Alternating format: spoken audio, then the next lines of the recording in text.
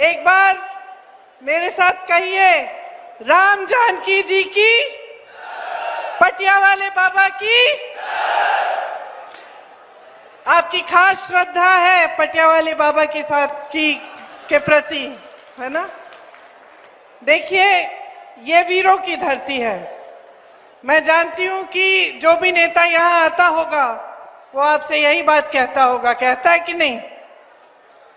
लेकिन सच्चाई है कि ये वीरों की धरती है। आपने यहां से कितने अपने जवान बेटे हमारी सरहदों पे भेजे, सेना में भेजे, हमारी देश की रक्षा करने के लिए। इसीलिए ये धरती हमारे लिए हमेशा पवित्र धरती मानी जाएगी।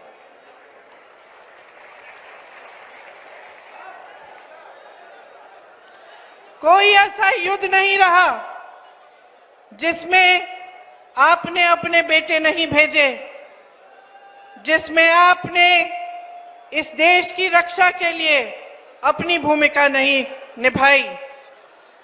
इस देश की हिफाजत की जिम्मेदारी इसलिए आप ही की है। आज चुनाव का समय है। चुनाव के समय सारे तमाम पार्टियों के नेता आपके पास आते हैं, भाषण देते हैं।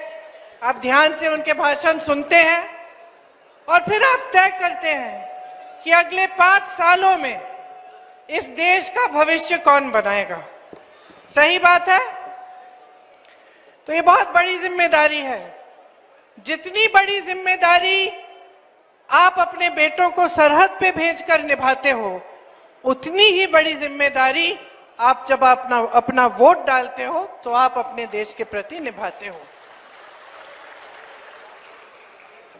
आज जो देश में हालात हैं उनके बारे में आपसे मैं थोड़ी सी बात करना चाहती हूं। इसलिए मैं यहां आई हूं, इसलिए आप मेरा इंतजार कर रहे हैं। देखिए, मोटे तौर पर 2 चीजें आपको समझनी पड़ेंगी। सबसे पहली ये कि जो देश में 10 सालों के लिए नरेंद्र मोदी जी की सरकार चल रही है, वो किस तरह की सरकार है, उसने आपके लिए क्या क्या किया, क्या नहीं किया। और हमारे प्रधानमंत्री जी का ध्यान क्या आपके प्रति है या फिर कहीं और रहता है। मोटे तौर पे आपको ये एक बात समझनी पड़ेगी। दूसरी बात आपको समझनी पड़ेगी कि आपकी क्या परिस्थितियां हैं। तो इन दोनों चीजों के बारे में मैं आपसे बात करूंगी। तो सबसे पहली बात ये कि आपकी परिस्थिति क्या है। आज देश में बड़ी बड़ी समस्याएं हैं। आप उन समस्याओं का सामना करते हो। आप देश के किसान हो, मजदूर हो, देशवासी हो। आपका जो जीवन है, जो आपके संघर्ष हैं, आप सुबह उठते हैं, काम पे जाते हैं, किसी को रोजगार किसी के पास है, किसी के पास रोजगार नहीं है, कोई जॉब कर रहा है, कोई खेती में काम करता है, कोई महिला कहीं काम करती है, खेती में हाथ बटा देती है, फिर घर आके काम करती है। आप इस समय अपने जीवन के समय रोजाना कौन सी मुश्किलों का सामना करते हो। आज देश में परिस्थितियां ये है कि बेरोजगारी 45 सालों में सबसे ज्यादा है। मेरे सारे भाई यहाँ पे खड़े हैं, आप बताइए, आप में से किसी को रोजगार मिला है पिछले 10 सालों में? आप ये भी बताइए कि आप में से पढ़े लिखे कितने बच्चे हैं? देखा, सारे हाथ उठे हैं। अब पढ़े लिखे आप हैं, आपके माता पिता ने खूब मेहनत करके पढ़ाया है। आज किसी भी छोटे गांव में चले जाएं आप, मैं यूपी में काफी घूमी हूं, यूपी के छोटे से छोटे गांव में, गरीब से गरीब घर में परिवार के जो सदस्य हैं सबसे पहले अपने बच्चों को पढ़ाने के लिए मेहनत करते हैं। क्यों? क्योंकि वो चाहते हैं कि उनके बच्चों का जो भविष्य हो वो उनके भविष्य से ज्यादा उज्जवल हो। सारे माता पिता यही चाहते हैं कि बच्चा बड़ा होगा, रोजगार मिलेगा, कमाएगा, हम बूढ़े होंगे, हमारी भी देखभाल करेगा। इसीलिए बहुत मेहनत से, चाहे किसी भी तरह से कमा पाए, मुश्किल से वो अपने बच्चों की परवरिश करते हैं, अपने बच्चों को शिक्षा दिलवाते हैं। अब महंगाई इतनी बढ़ चुकी है कि इतना करना भी मुश्किल है, क्योंकि आपको कुछ खरीदना पड़ता है, फीस भरनी पड़ती है, बच्चों के लिए कपड़े, यूनिफॉर्म, वर्दी खरीदनी पड़ती है, मुश्किल पड़ती है। आजकल महंगाई इतनी है कि मिट्टी के तेल का भाव, दाल का भाव, सब्जियों का भाव सब बढ़ गया है। तो बच्चों की परवरिश करना भी एक तरह से मुश्किल हो गया है, लेकिन फिर भी आप मेहनत करके करते हैं। बच्चा बड़ा होता है, इम्तिहान देता है, पढ़ाई में पास भी हो जाता है, फिर भर्ती के इम्तिहान आते हैं। अब उसके सामने क्या दिखता है उसे? भर्ती के इम्तिहान है, ट्यूशन लगता है, ट्यूशन के लिए आपको फीस भरनी पड़ती है, फिर आप शायद कुछ कर्ज लेंगे या फिर खूब मेहनत करके और फीस के पैसे इकट्ठे करेंगे और उस बच्चे को ट्यूशन भी करा देंगे भर्ती के इम्तिहानों के लिए। आगे बढ़ते हैं, वो इम्तिहान देता है, परीक्षा देता है, पेपर लीक हो जाता है, घोटाले हो जाते हैं। कोई कहीं पे बैठा हुआ उस बच्चे की मेहनत का फायदा उठा के खूब पैसे कमा रहा है, लेकिन उस बच्चे की जिंदगी बर्बाद कर रहा है। ये होता है कि नहीं होता है? होता है। आप जानते हैं आप में से कितने लोगों ने पेपर दिए होंगे ऐसे। तो ये आप भर्ती के जब परीक्षा देते हैं तो आपके साथ ये होता है। दूसरी तरफ आप देखते हैं कि भाई देखें, हो सकता है सरकार ने कोई स्कीम निकाली हो मेरे रोजगार के लिए। पता चलता है कि जो अच्छे अच्छे रोजगार थे उनको सरकार खत्म कर रही है। कैसे? आप अपने बच्चों को सेना में भेजते हैं, सरकार क्या लाती है? अग्निवीर स्कीम। अग्निवीर स्कीम का मतलब बेटा सेना में भर्ती होगा, 4 सालों बाद घर आ जाएगा, फिर से बेरोजगार होगा। जो सारी जितनी भी सुविधाएं पहले मिलती थी सेना में, कोई सुविधा नहीं मिलेगी उसको। वो वापस आ जाएगा 4 सालों बाद, 5 सालों बाद, और फिर से घर पे नौकरी ढूंढने का काम शुरू करेगा। इस सरकार ने जहां जहां से आपको रोजगार मिल रहे थे वो सारे साधन बंद कर दिए। सरकार के बड़े बड़े कारखाने होते थे जिनको हम पीएसयू कहते हैं, उनके सारे सब्सिडरी इन्होंने अपने खरबपति मित्रों को दे दिए हैं। देश का कोयला, देश के कोयले के खदान, देश के बंदरगाह, देश के हवाई अड्डे, देश की सड़कें, बिजली बनाने के जितने भी कारखाने थे, आज सारे प्रधानमंत्री जी के गिने चुने बड़े बड़े खरबपति मित्रों को सौंप दिए गए हैं। ये आपकी संपत्ति थी। क्यों? क्योंकि इससे सिर्फ आपको बिजली, कोयला ये सब नहीं मिलता था, इससे आपको रोजगार भी मिलता था। यहां से रोजगार बनते थे। और कहां से बनते थे रोजगार? जो छोटे और मध्यम जो इंडस्ट्री है हमारी, मतलब ये छोटे कारोबार, जैसे यहाँ पे शहर में पूरे हैं दुकानें, छोटे कारोबार, कोई मैन्युफैक्चरिंग का यूनिट है, कोई कुछ बना रहा है, इसमें आसानी से रोजगार मिल जाता था। कोई बिजनेस कर रहा है अपना, 2-3 लोगों को लगा लेगा, 50 लोगों को लगाएगा, 100 लोगों को लगाएगा, रोजगार मिल जाता था। नोटबंदी लाए मोदी जी, आपको बताया गया देशभक्ति कर रहे हो आप, लाइन में खड़े हो जाओ कतार में, आप सब देशभक्त हो, देशवासी हो, आपने मोदी जी की बात मानी, चले गए अपनी बचत लेके। मोदी जी ने आपसे कहा कि देखना इससे सारा काला धन वापस इस देश में आएगा। क्या आया? क्या आया? कोई हिसाब दिया उन्होंने आपको कि भाई इतना काला धन आया? नहीं दिया, क्योंकि आया ही नहीं। आपको कतार में खड़ा कर दिया। साथ साथ क्या हुआ? जो छोटे कारोबार थे, छोटे बिजनेस थे, छोटे दुकानदार थे, सारे पिस गए। नोटबंदी के बाद जीएसटी लाए, जीएसटी से हर चीज पे टैक्स। आज आप कुछ भी खरीदने जाएं उस पे टैक्स है। पेट्रोल डीजल आप खरीद नहीं सकते। महंगाई वैसे भी इतनी बढ़ गई है, उनके दाम बढ़ गए हैं, उनको अलग छोड़िए। बाकी हर चीज पे जीएसटी है। आप कुछ सब्जी खरीदने जाएंगे, खाना खरीदने जाएंगे, कपड़े खरीदने जाएंगे, कुछ कहीं पे आप किसी चाय की दुकान में बैठ के चाय पिएंगे, कहाँ भी कुछ भी आप लेंगे, आज हर चीज में महंगाई इसलिए है क्योंकि जीएसटी हर चीज पे है। अब आपसे मैं एक बहुत दिलचस्प बात बताती हूँ। आप पे तो लग गई जीएसटी, खेती किसानी के सारे सामान पे लगी हुई है जीएसटी, दुकान में जाते हो जीएसटी, सब कुछ महंगा, गैस का सिलेंडर 1200 का। बड़े बड़े खरबपतियों पे जो टैक्स लगी है, क्या मोदी जी ने उस टैक्स को भी बढ़ाया है इन 10 सालों में? नहीं बढ़ाया है। उन पे टैक्स जो लगती है वो वहीं की वहीं है, और आप पे टैक्स जो लग रही है वो बढ़ गई है। उनके कर्ज मोदी जी ने 16 लाख करोड़ माफ किए हैं। सोच भी सकते हैं कि कितना है ये पैसा। मैं खुद नहीं सोच सकती, इसलिए जहां जहां मैं भाषण देती हूँ कभी गलती से 16,000 बोल देती हूँ, फिर मैं उतरती हूँ मंच से, मेरे ऑफिस के लोग कहते हैं भाई 16 लाख है, 16 लाख करोड़। मतलब किसी साधारण इंसान के दिमाग में भी इतना बड़ा एक आंकड़ा समझना मुश्किल है। और ये क्या कर रहे हैं? अपने बड़े बड़े खरबपति मित्र जो हैं, जो 20-22 इस देश में बड़े खरबपति हैं, उनके 16 लाख करोड़ रुपए इन्होंने माफ कर दिए।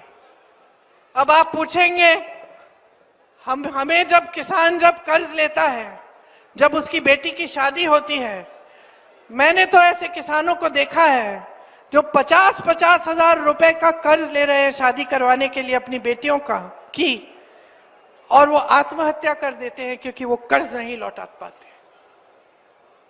10,000 रुपए के लिए, 50,000 रुपए के लिए, 1 लाख रुपए के लिए आज देश का किसान आत्महत्या करता है, और देश का खरबपति देश की संपत्ति से, आपके सरकारी बैंकों से 16 लाख करोड़ रुपए का कर्ज अपना माफ करा देता है।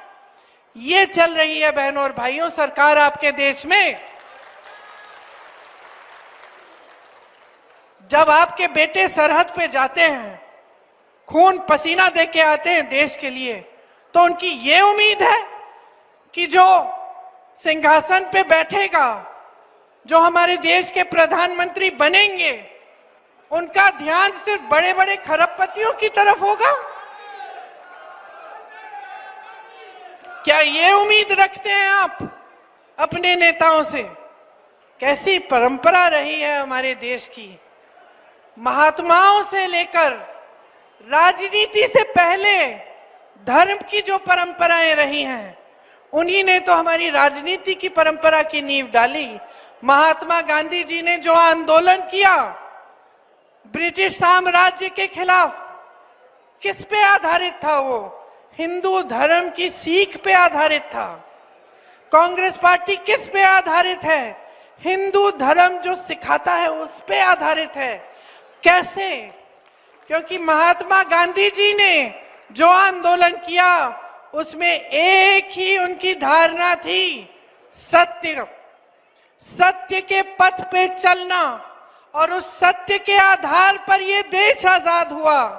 ये हमारी परंपरा है। हमारी परंपरा है गुरुओं महात्माओं से लेकर आज तक हमारी परंपरा ये रही है इस देश की कि जो सत्ता में रहता है वो देश की सेवा ही उसका धर्म बनता है, और वो धर्म को इस तरह निभाता है कि वो देश की जनता को सर्वोपरि रखता है, भगवान की तरह मानता है। ये हमारी परंपरा रही है। आज हमारी सरकार जो है वो जनता के लिए नहीं चल रही है, वो आपके लिए नहीं चल रही है।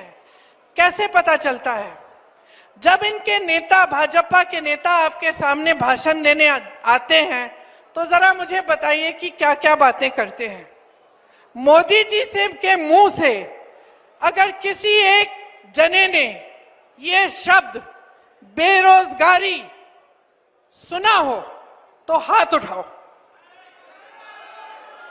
सुना है? 10 सालों के लिए प्रधानमंत्री रहे हैं, अरे पूरी दुनिया में नाम बनाए आए हैं। पूरी दुनिया का भ्रमण कर रहे हैं, अपने लिए 2 हवाई जहाज 16,000 करोड़ रुपए के खरीद भी लिए हैं और भ्रमण किए हैं। अमेरिका से लेके, इटली से लेके फ्रांस, पता नहीं कहां कहां घूम आए हैं। अच्छी बात है, कहते हैं देश का नाम मान सम्मान बढ़ा रहे हैं, ठीक है। लेकिन मोदी जी क्या इस देश की जनता को भूल गए हैं, या फिर सत्ता इतनी हो गई है और मीडिया का अपार समर्थन है, खरबपतियों का अपार पैसा धन है कि जनता से कट चुके हैं। और भाइयों और बहनों, ये होता है, कोई पुलिस का बड़ा अफसर होता है, उसके सामने जो छोटे जो पुलिस के अधिकारी हैं वो डरते हैं कभी कभी सच बताने से। कभी कोई गलती हो गई, कुछ हो गया, बताएंगे नहीं। कोई सरकारी अधिकारी होता है, बहुत सत्ता होती है उसकी, बहुत अहंकार होता है, तो बाकी जो लोग हैं उनके पियन, उनके यहाँ जो काम करते हैं वो डरते हैं। मैंने देखा है प्रधानमंत्रियों के साथ क्या होता है, चमचे आ जाते हैं इर्द गिर्द, आते कि नहीं?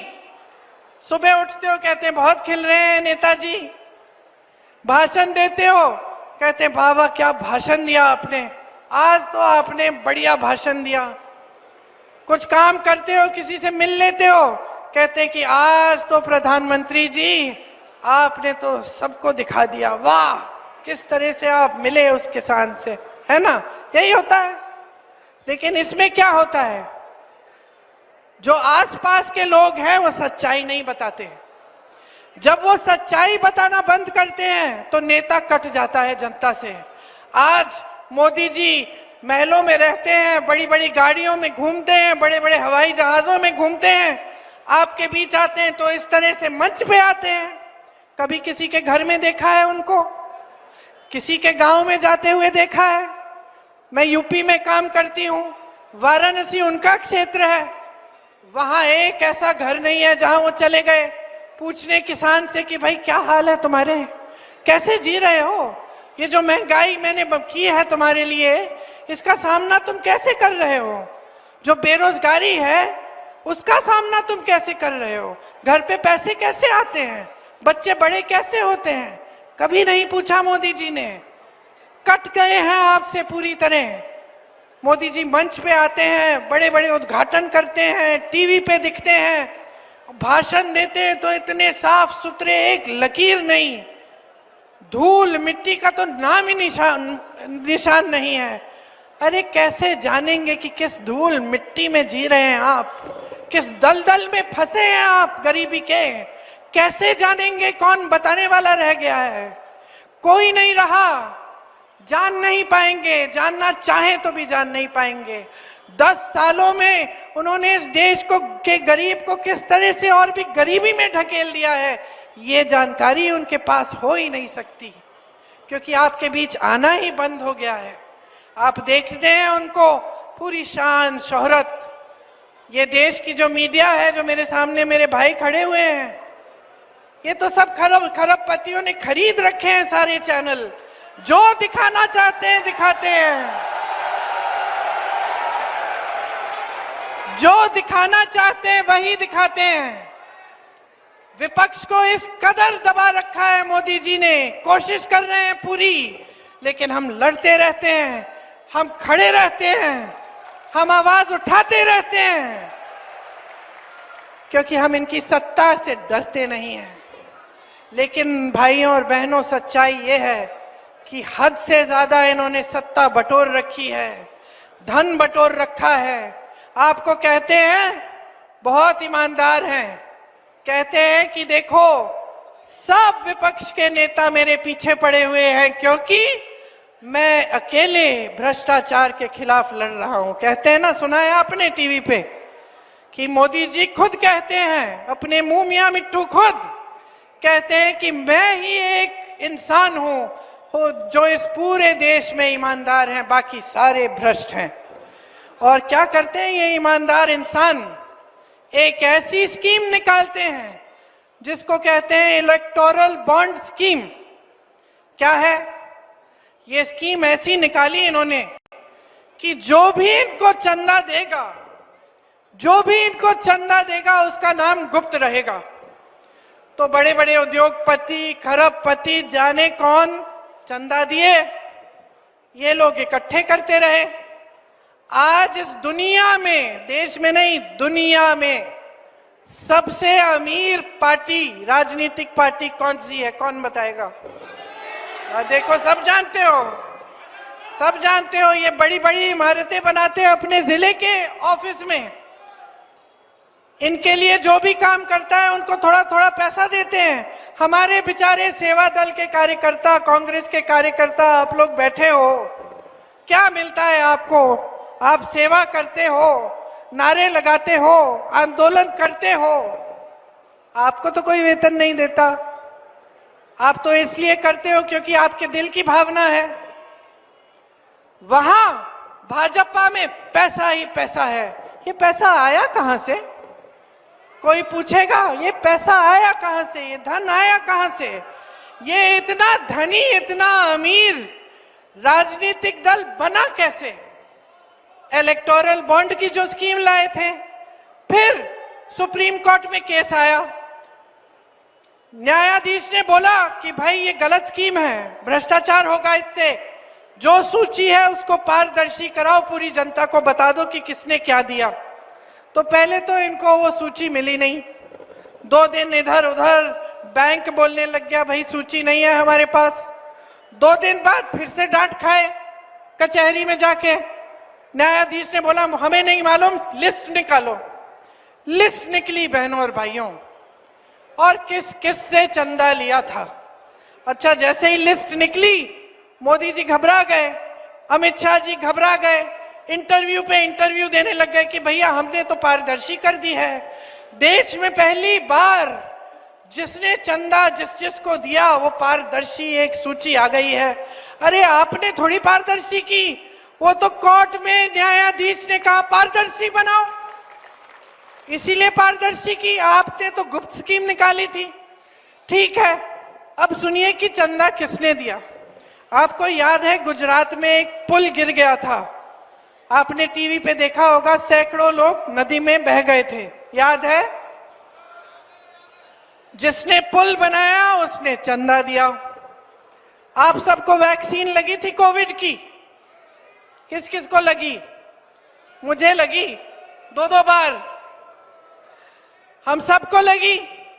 वैक्सीन के वो जो क्या कहते हैं उसको, सर्टिफिकेट को, उस पे किसका चेहरा था? जोर से बोलो। मोदी जी का चेहरा था ना। मोदी जी खुद अपना चेहरा लगाए कि मैंने पूरे देश में वैक्सीन लगाई है और दुनिया भर में भी वैक्सीन भेज दी है, मोदी जी खुद कहते थे। आज क्या पता चल रहा है कि उस वैक्सीन में कुछ और भी था, मतलब कि उस वैक्सीन से कुछ लोगों को ऐसी दिल का दौरा पड़ सकता है, अचानक वो मर जाते हैं। आज पता चल रहा है, आज उसी वैक्सीन की कंपनी ने, और सुन लीजिए एक ही कंपनी थी, ये नहीं कि 10-10 कंपनियों को बोला कि वैक्सीन बना दो, एक ही कंपनी थी, उसने वैक्सीन बनाई, हम सब ने वैक्सीन ली, हम सबको सर्टिफिकेट मिली, और कुछ लोग नौजवान बिल्कुल ठीक अपना जिम कर रहे हैं, कुछ और कर रहे हैं, इस तरह से मंच पे भाषण दे रहे हैं, वहीं पे गिर के मर गए। आज वो वैक्सीन की कंपनी कहती है कि हाँ इसमें कुछ ऐसा है कि कुछ लोगों का रिएक्शन हो सकता है इससे। उस वैक्सीन की कंपनी से मोदी जी के पार्टी ने चंदा लिया। जिन लोगों पे मोदी जी ने छापा लगवाया था उनसे फिर उनकी पार्टी चंदा लेती है, छापे बंद। फिर जिन पे केस डाले थे और जिन पे मुकदमे डाले थे उनसे चंदा लेते हैं, मुकदमे ठंडे बस्ते में चले जाते हैं। तो आप बताइए चंदा ले रहे थे कि वसूली कर रहे थे? जैसे छोटे जो रास्ते के गुंडे होते हैं जो आके आपकी दुकान पे बोलते हैं भाई हफ्ता दो, यही तो कर रहे थे ये लोग। और ऐसे कर करके अपनी पार्टी को सबसे अमीर पार्टी बना दिया देश में। तो ध्यान कहां है इन लोगों का? ध्यान आपके ऊपर है, आपकी बेरोजगारी, आपकी गरीबी, आपकी खेती पे। किसान ने आंदोलन किया 1-2 साल पहले, आपको याद है? दिल्ली के बाहर लाखों किसान बैठे। क्या मोदी जी निकले? मोदी जी निकले बात करने के लिए? क्या मोदी जी ने कहा कि भाई तुम बहुत प्रताड़ित हो, तुम में से 10-15 लोग घर आ जाओ, मिल लो, बता दो क्या बात है, क्यों अच्छे नहीं लग रहे हैं ये कानून मेरे? नहीं कहा। वो कानून उन्होंने वापस तब लिए जब उत्तर प्रदेश का चुनाव आ रहा था। बहनों और भाइयों, जब चुनाव दिखने लगा तो अचानक कानून वापस ले लिए। जब 600 किसान शहीद हो रहे थे तब कुछ नहीं किया।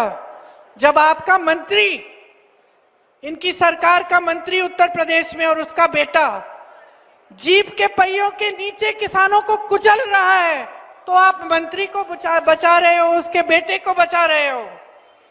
मैंने जाने की कोशिश की उनके परिवार से मिलने के लिए, मुझे गिरफ्तार कर दिया, लेकिन उनको गिरफ्तार नहीं किया जिसने किसानों को कुचला। ये सरकार चल रही है।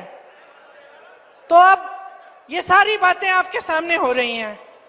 मैंने आपको कहा देश की परिस्थिति समझो, समझो किस तरह की स्कीमें आ रही हैं, किस तरह से देश की सरकार बड़े खरबपतियों के लिए चल रही है, और फिर अपने अनुभव को समझो। अरे रोज सुबह उठते हो, नौकरी ढूंढने निकलते हो, क्या मिलता है? कोई मोदी जी टीवी में से निकल के आपको नौकरी दे रहे हैं? दुकान जाते हो, मोदी जी कहते हैं चुनाव आ रहा है, लो गैस सिलेंडर में से 200 माफ। 200 माफ? 1200 रुपए का सिलेंडर खरीद रहे हो आप। कहते हैं हम बड़ी स्कीम लाए महिलाओं के लिए। बहनों सुनो, कहते हैं लो फॉर्म भरो, 1200 रुपए आपको दिलवाएंगे। आपको कहना चाहिए 1200 रुपए में मैं क्या खरीद पाऊंगी एक सिलेंडर आज के दिन में? कांग्रेस पार्टी स्कीम लाई है, 8,500 रुपए हर महीने आपको देंगे, सालाना 1 लाख रुपए देंगे। नौजवान खड़े हैं, नौजवानों को हम स्नातक पास को 1 लाख रुपए सालाना का अप्रेंटिसशिप देंगे। 30 लाख रोजगार खाली पड़े हैं। मोदी जी 10 सालों से आपको यहाँ पे इवेंट बाजी दिखा रहे हैं, लेकिन वो 30 लाख पद नहीं भर पाए। इतने बड़े प्रधानमंत्री हैं। मैं पहले कह रही थी, इनके जो नेता हैं कहते हैं कि अरे वाह मोदी जी जैसा कोई नहीं, ऐसे चुटकी बजाएंगे सारे जंग बंद हो जाएंगे दुनिया में। वाह, तो चुटकी बजाएं, रोजगार दें, चुटकी बजाएं, महंगाई कम करें, चुटकी बजाएं, नया अस्पताल बना के दें, आपको संस्थाएं बनाएं, जैसे पंडित जवाहरलाल नेहरू से लेकर सारे कांग्रेस के जितने भी नेता रहे प्रधानमंत्री उन्होंने बनाए। IIT, IIM, एम्स, ये सब किसने बनाया? ये चुटकी बजाते रहे और आप खाई में रहे और खड़े रहे, आप संघर्ष करते रहे, आप गरीबी में धंसे रहे, आपको मदद करने के लिए नहीं आए। ये बात समझ लीजिए भाई और बहनों। आपके दिलों में इस देश के लिए कुछ प्रेम होगा कि आप अपने बच्चों को सरहद पे भेजते हैं। एक भावना होगी देशभक्ति की, नौटंकी की नहीं जो आपके सामने ये लोग दिखाते हैं, नौटंकी की नहीं, असली देशभक्ति की भावना।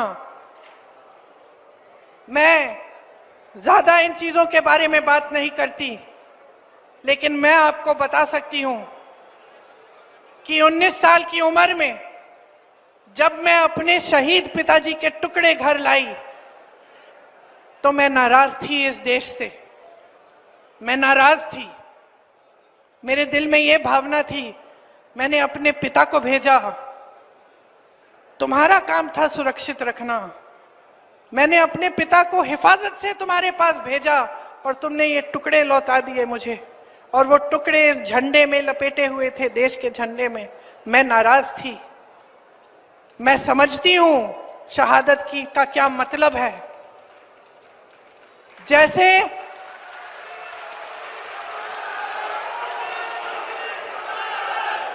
आज मैं 52 साल की हूं, आज मैं 52 साल की हूं, पहली बार मैंने ये चीज सार्वजनिक ऐसे मंच पे कही है। लेकिन वो जो नाराजगी थी मेरी, आस्ते आस्ते मैं समझी कि उस तरह की जो नाराजगी होती है वो सिर्फ उससे होती है जिससे प्रेम करते हैं हम। मेरे देश के लिए मेरे दिल में कितना प्रेम है, मैं कैसे समझाऊं। जब मोदी जी मंच पे खड़े होकर मेरे पिता को देशद्रोही बोलते हैं, जब मोदी जी कहते हैं कि मेरे पिताजी ने कोई कानून बदल दिया अपनी मां से विरासत लेने के लिए, तो मेरे दिल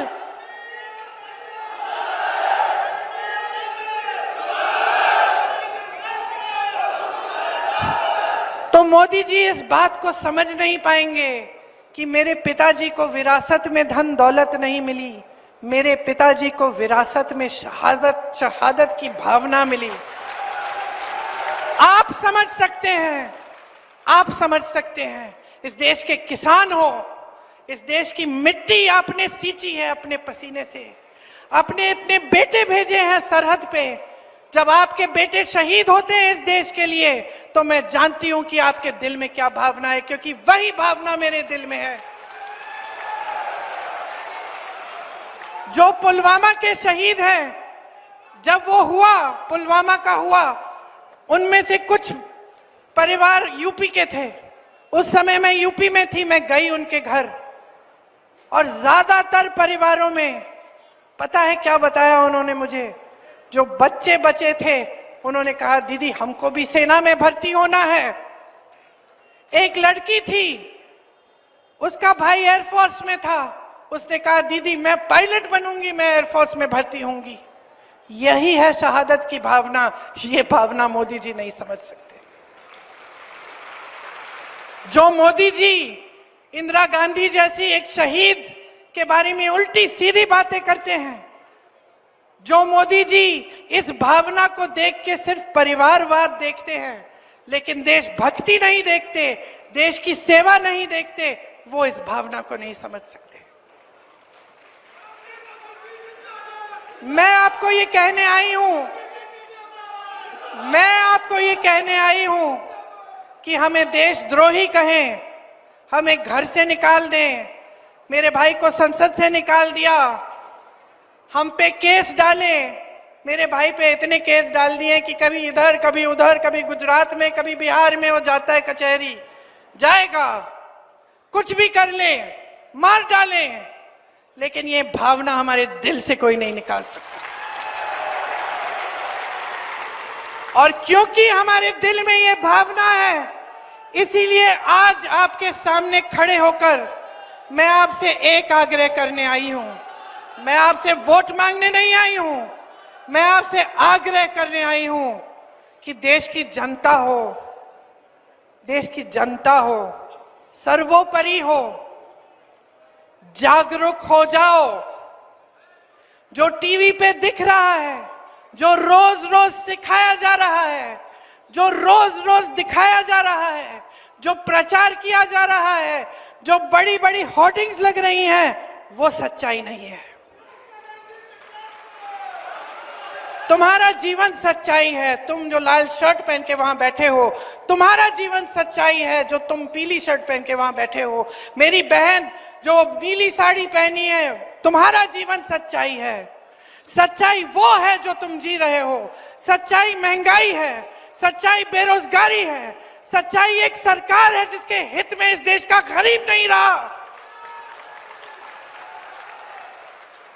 इस सच्चाई को पहचानो।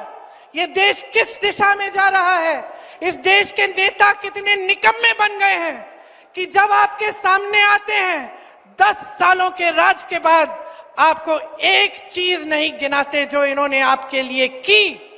आपको सिर्फ धर्म की बात बताते हैं, वो बात जिससे आपके जज्बात उभरे, जिससे आपको लगे कि मेरे धर्म पे कुछ आंच आने वाली है, जिससे आपको लगे कि कोई मेरे धर्म के साथ खिलवाड़ कर रहा है। क्यों करते हैं?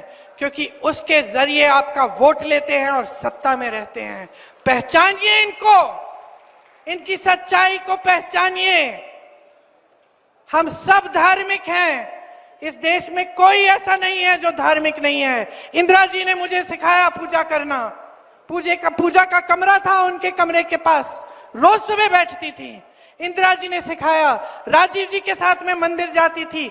मेरी माँ जो यहाँ आई विदेश से, यहाँ की परंपराएं सीखी, उन्होंने मुझे सिखाया धर्म क्या होता है, हिंदू धर्म क्या है। हिंदू धर्म सत्य है। ये देश, इस देश का आधार सत्यमेव जयते है। हम जान देते हैं, हम सरहद पे जाते हैं तो सत्यमेव जयते नाम मुंह में लेकर, हम ये लफ्ज मुंह में लेकर जाते हैं, दिल में लेकर जाते हैं। और ये लोग आपके साथ खिलवाड़ कर रहे हैं। जब जब चुनाव आता है इनकी बातें सुनिए। कभी कहते हैं कि कांग्रेस पार्टी आपका मंगलसूत्र चुराने वाली है, कभी कहते हैं कि एक्सरे लेकर, एक्सरे मशीन, मोदी जी कह रहे हैं, देश के प्रधानमंत्री। मुझे तो यकीन ही नहीं हुआ, मैंने टीवी यूं घुमाया कि हो सकता है कुछ गलती है। आपको कहते हैं कि एक्सरे मशीन लेके कांग्रेस पार्टी आपके घरों में घुस के आपके मंगलसूत्र, आपका सोना, आपकी संपत्ति ले जाएंगे। ऐसी फिजूल की बात आपने सुनी है? 55 सालों के लिए कांग्रेस पार्टी की सरकार चली इस देश में। कभी किसी ने आपके मंगलसूत्र चोरी किए? कभी किसी ने आपके घर में घुस के आपका सोना चोरी किया? इंदिरा जी ने अपना सोना दिया देश के लिए जब जंग थी। मेरी मां का मंगलसूत्र इस देश को कुर्बान है। कोई कांग्रेस पार्टी आपका कुछ छीनने वाली नहीं है। इंदिरा जी ने पट्टे दिलवाए गरीबों को, इन्होंने ये सिलसिला बंद किया पट्टे दिलवाने का। जमीन छीन के बड़े बड़े खरबपतियों को दी। अभी मैं छत्तीसगढ़ के कोरबा से आई हूं, वहां कोयले का खदान था, जमीन थी गरीबों की, जमीन भी ली, खदान भी लिया, दे दिया खरबपति मित्रों को। आज रोजगार नहीं मिल रहा है वहां पे लोगों को। और ये कहते हैं कि हम आके आपकी चोरी करेंगे। समझ लीजिए कि क्या हो रहा है देश में। आज तो उन्होंने इससे भी बड़ी बात कह दी। सुनिए, ये देश के प्रधानमंत्री हैं, उनके पद की गरिमा है, एक गंभीरता है। उस पद पे ऐसे ऐसे महापुरुष बैठे हैं जो शहीद हुए देश के लिए, जो आपके सामने आकर इधर उधर की उल्टी सीधी बातें नहीं करते थे। और ये प्रधानमंत्री जी नरेंद्र मोदी जी आज इस देश की जनता के सामने आकर कहते हैं, आज ही की बात है, कि सावधान रहो, अगर तुम्हारे पास 2 भैंस हैं तो कांग्रेस पार्टी आके एक भैंस चुरा देगी। बताओ। मैं चुनौती देती हूं मोदी जी को। ये जो आवारा पशु की समस्या इन्होंने बना रखी है ना, पूरे यूपी में, मध्य प्रदेश में, एक आध भैंस इकट्ठी करके गौशाला में रख लें, बंद करवाएं ये सब जो आवारा पशु की समस्या है आपकी। गौशालाएं बनाएं, गौशालाओं को मजबूत बनाएं, जैसे छत्तीसगढ़ में कांग्रेस की सरकार ने किया। मालूम है आपको, कांग्रेस की सरकार ने छत्तीसगढ़ में ऐसी गौशालाएं बनाए जिसमें से महिलाओं को आमदनी मिल रही थी, गोबर खरीद रही थी सरकार, ताकि उन जानवरों की भी देखभाल अच्छी तरह से हो और आपको भी समस्या ना हो। बात यह है कि जब नीयत ठीक होती है तो नीति भी ठीक होती है। जब नीयत गलत होती है तो नीतियां भी गलत होती हैं। आज नीतियां इस आधार पे नहीं बन रही है कि आज का आम आदमी, इस देश का साधारण व्यक्ति कैसे जी रहा है, क्या संघर्ष कर रहा है। आज सरकार की नीतियां बड़े बड़े खरबपतियों के लिए बन रही हैं। अब मैंने खूब लंबी बातें कर ली, आपने बहुत ध्यान से मेरी बातें सुनी, मैं देख रही हूं। मैं आपसे सिर्फ ये कहने आई थी कि जागरूक बनो, गहराई से इन बातों को समझो। जो बेवकूफ बनाने की कोशिश कर रहा है उसको पहचानो। जिसने सालों के लिए, दशकों के लिए, पीढ़ियों के लिए आपके लिए काम किया, जो कन्याकुमारी से लेकर कश्मीर तक पैदल चलता है ये कहने के लिए कि ये देश एक है, जनता को बताने के लिए कि हम सब एक परिवार है, हम सब भाई बहन हैं, उसको पहचानो। और अपनी सच्चाई, अपनी असलियत को पहचान के ये जो कीमती वोट है जो संविधान ने आपको दिया है, इसको आप एकदम विवेक से इस्तेमाल करो और मैं ये नहीं कह रही हूं कि किसी नेता के लिए अपना वोट दो, मैं ये नहीं कह रही हूं कि मेरे लिए अपना वोट दो, कि कांग्रेस पार्टी को ही जाना चाहिए। मैं कह रही हूं अपने विवेक का इस्तेमाल करो, पहचानो असलियत को, और ये जो वोट है ना, ये अपने अधिकारों को मजबूत करने के लिए, अपने पैरों पे खड़े होने के लिए, अपने भविष्य को मजबूत बनाने के लिए, इस देश के भविष्य को बुलंद बनाने के लिए डालो, इस देश के संविधान को बचाने के लिए डालो, इस देश के अधिकार, आपके आरक्षण को बचाने के लिए डालो। ये आपका वोट बहुत कीमती है, इसको हल्के में मत लेना, इसको हल्के में मत लेना। कुछ भी करिए, लेकिन पोलिंग के दिन जब आप पोलिंग पे जाएंगे, 2 मिनट के लिए, या 2 मिनट नहीं, 2 सेकंड के लिए जरा चुपचाप आप खड़े होकर सोचिए कि मेरा वोट किसको जा रहा है। मेरे वोट से क्या मेरे गांव में विकास आएगा? मेरे वोट से क्या मेरे बच्चों को रोजगार मिलेगा? मेरे वोट से क्या ऐसी स्कीमें आएंगी जिससे मेरा फायदा होगा? कांग्रेस की बहुत सारी स्कीमें हैं। मैंने आपको कहा कि 30 लाख जो रोजगार है उनको भरने की स्कीम है, बहनों को 1 लाख रुपए सालाना देने की स्कीम है, लेकिन ऐसी बहुत सारी स्कीम है और हम इसको गारंटी बोल रहे हैं। गारंटी इसलिए बोल रहे हैं क्योंकि हमने करके दिखाया है बहनों और भाइयों। कर्नाटका में आज महिलाओं को मिल रहे हैं हर महीने पैसे, बस यात्रा मुफ्त में कर रही हैं महिलाएं। तेलंगाना में आज जितनी भी गारंटी दी थी वो पूरी हो रही हैं।